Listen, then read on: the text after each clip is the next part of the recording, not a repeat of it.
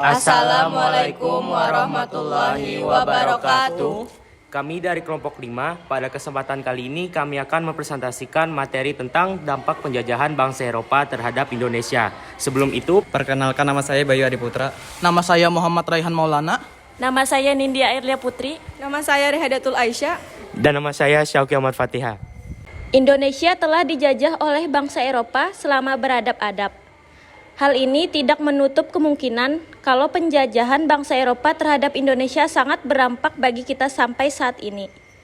Oleh karena itu, kami akan menjelaskan apa saja dampak penjajahan bangsa Eropa terhadap Indonesia yang akan dibagi menjadi 5 poin, yaitu yang pertama, bidang politik, kedua, bidang budaya, ketiga, bidang sosial, keempat, bidang ekonomi, dan kelima, bidang pendidikan. 1. Bidang politik. Pada masa pemerintahan kolonial, kekuasaan kerajaan di Nusantara menurun karena adanya intervensi dari pemerintahan kolonial. Lewat divide et impera atau politik adu domba, melalui divide et impera, pemerintahan kolonial Belanda berhasil mempengaruhi penguasa-penguasa di daerah untuk tunduk terhadap kekuasaannya. Tunduknya penguasa-penguasa daerah membuat kolonial Belanda dapat mengatur beberapa kebijakan-kebijakan baru. Seperti 1. Membagi wilayah Hindia Belanda, khususnya Jawa, menjadi 9 prefektur dan 30 regenskap. 2. Tiap prefektur dipimpin oleh prefek yang merupakan orang Eropa, sedangkan tiap regenskap atau kabupaten dipimpin bupati yang berasal dari orang pribumi bangsawan. 3. Prefektur dan regen berada di bawah gubernur jenderal yang berkedudukan sebagai pemimpin tertinggi pemerintahan kolonial Belanda. 4. Gubernur jenderal dibantu oleh 6 departemen, yaitu kehakiman, keuangan, dalam negeri, kebudayaan dan kepercayaan, ekonomi, serta kesejahteraan rakyat. 5. Perubahan dalam politik pemerintahan kembali terjadi akibat kebijakan politik Pax Nederlandika di akhir abad 19 menuju awal abad 20. Selain itu, sistem pemerintahan di Indonesia sekarang merupakan warisan dari penerapan ajaran trias politika yang dijalankan oleh pemerintahan kolonial Belanda. Dalam badan yudikatif di struktur tersebut, pemerintahan kolonial Belanda membagi badan peradilan menjadi 3 macam, berdasarkan golongan masyarakat di Hindia Belanda. Badan peradilan tersebut terdiri dari peradilan untuk orang Eropa, peradilan orang Timur asing, dan peradilan orang pribumi. Dalam badan legislatif, pemerintahan kolonial Belanda membentuk Volksraad atau Dewan Rakyat pada tahun 1918. Yang kedua, bidang budaya. Kedatangan bangsa Eropa ke Nusantara memengaruhi kebudayaan bangsa Indonesia. Pengaruh tersebut mulai dari kosakata bahasa, musik, seni tari, pakaian, arsitektur, hingga cara berpikir. Selain itu, kedatangan bangsa Eropa juga mengenalkan berbagai hal baru ke bangsa kita. Misalnya, kita jadi tahu berbagai musik internasional ataupun tarian seperti dansa.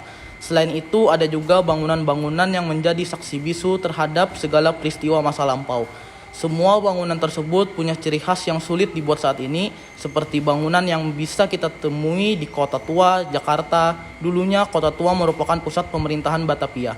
Bangsa Eropa, terutama Belanda, juga banyak mendirikan benteng-benteng untuk menghalau serangan dari Inggris. Kamu bisa lihat benteng Fort de Kock di Bukit Tinggi di Sumatera Barat, benteng Marlborough di Bengkulu, benteng Spelwich di Banten, benteng Fredericburg di Yogyakarta, dan lain-lain. Yang ketiga, bidang sosial. Kedatangan bangsa Eropa ke Indonesia membawa dampak dalam bidang sosial ataupun ekonomi. Salah satu dampak dalam bidang sosial adalah munculnya masyarakat yang menganut agama Katolik dan Kristen Protestan. Kedatangan Portugis yang membawa semangat 3G memengaruhi penyebaran agama Kristen dan Katolik di Indonesia. Yang keempat, bidang ekonomi. Dengan datangnya bangsa Eropa, masyarakat Indonesia diperkenalkan pada mata uang di masa Raffles menjalankan kebijakan sistem sewa tanah. Diperkenalkannya uang kertas dan logam mendorong munculnya perbankan modern di Hindia Belanda. Salah satunya adalah The Javaanse Bank, bank modern di Hindia Belanda yang muncul pertama kali dan didirikan di Batavia pada tahun 1828. Selanjutnya adalah bangkitnya kehidupan perekonomian akibat pembangunan Jalan Raya Pos Anyar Panarukan. Keberadaan infrastruktur jalan didukung oleh jaringan transportasi khususnya kereta api yang muncul dan berkembang pada masa sistem tanam paksa.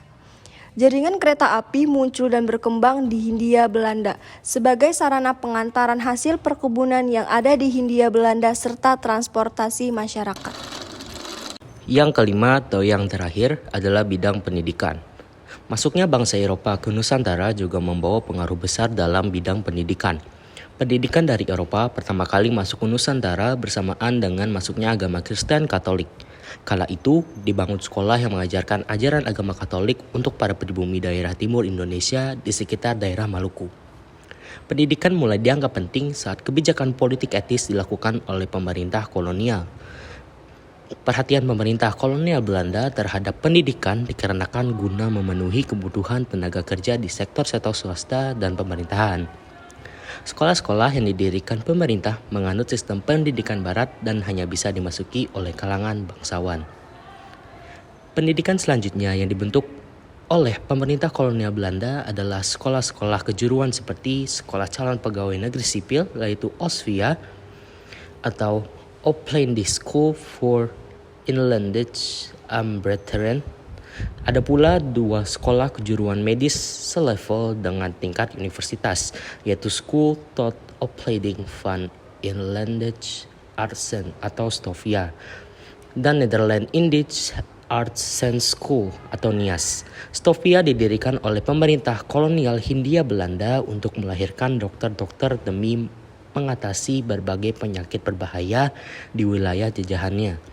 Sekolah ini didirikan untuk mendidik masyarakat pribumi, sehingga setelah mengenyam pendidikan di STOVIA, mereka mendapat gelar dokter Jawa.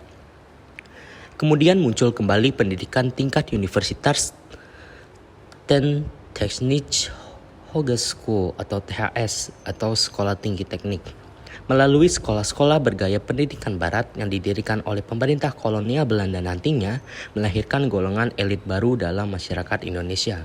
Golongan elit baru inilah yang membawa perubahan dalam perjuangan bangsa Indonesia mencapai kemerdekaan.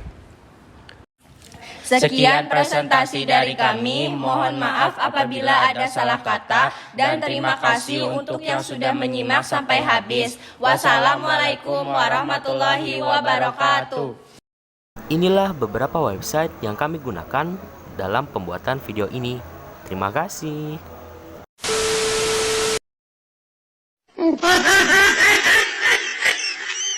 Kami mohon maaf apabila ada salah kata dan terima kasih untuk yang sudah menyimak sampai habis.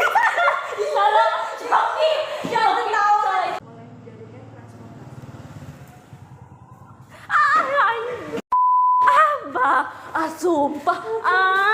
Saat ini. Oleh karena itu, kami akan kecepatan nih. Durasi saya coba. 1, 2, 3. Len aku lah. Dibantu oleh 6.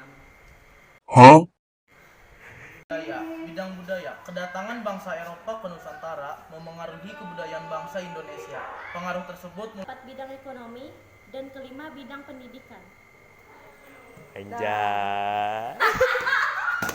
Mohon maaf apabila ada salah kata dan terima kasih untuk yang sudah menyimak sampai habis. Wassalamualaikum warahmatullahi wabarakatuh. Sudah, break.